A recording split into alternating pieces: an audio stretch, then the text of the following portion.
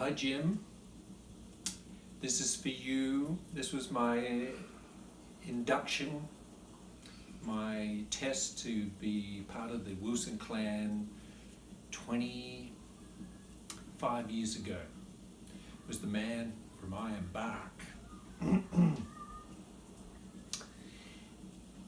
'Twas the man from Ironbark who struck the Sydney town.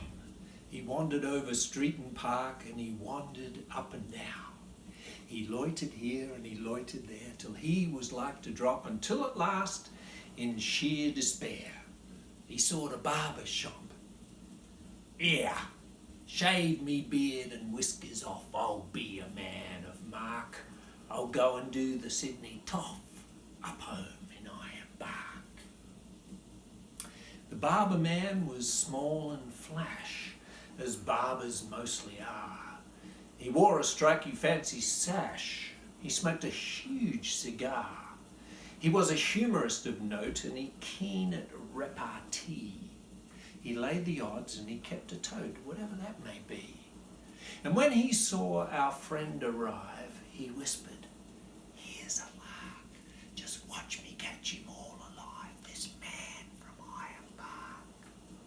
There were some gilded youths that sat along the barber's wall.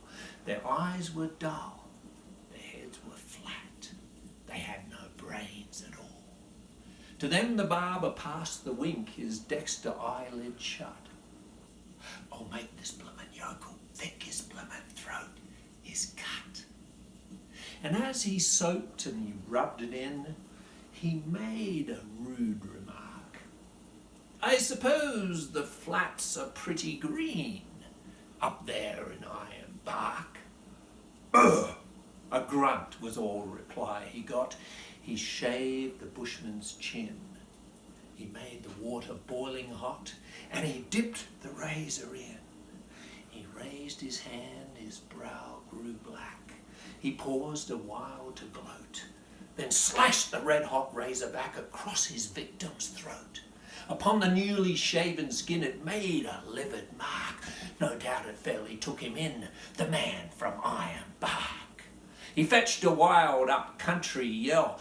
"Ah!" Might wake the dead to hear, and though his throat he knew full well was cut from ear to ear, he struggled gamely to his feet, and he faced the murderous foe. "You've done for me, you dog, I'm beat. One hit before I go. I only wish I had a knife, you blessed murderous shark.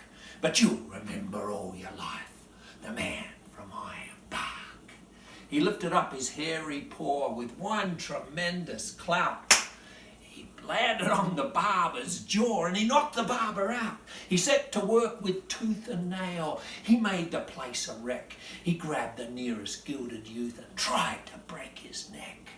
And all the while his throat he held to save his vital spark. "And murder! Bloody murder!" yelled the man from Ironbark. A peeler man who heard the din came in to see the show. He tried to run the bushman in, but he refused to go. And when at last the barber man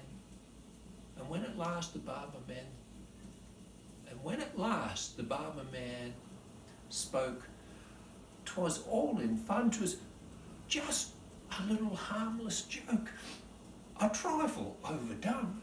"A joke!" he cried, "by George, that's fine.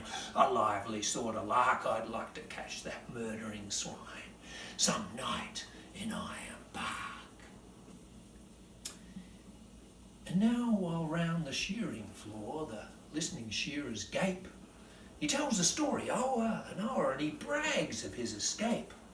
"Them barber chaps that keeps a tote, by George, I've had enough. One tried to cut me bloomin' throat, but thank the Lord it's tough." And whether he's believed or not, there's one thing to remark, that flowing beards are all the go way up in Ironbark. Love to you, Jim.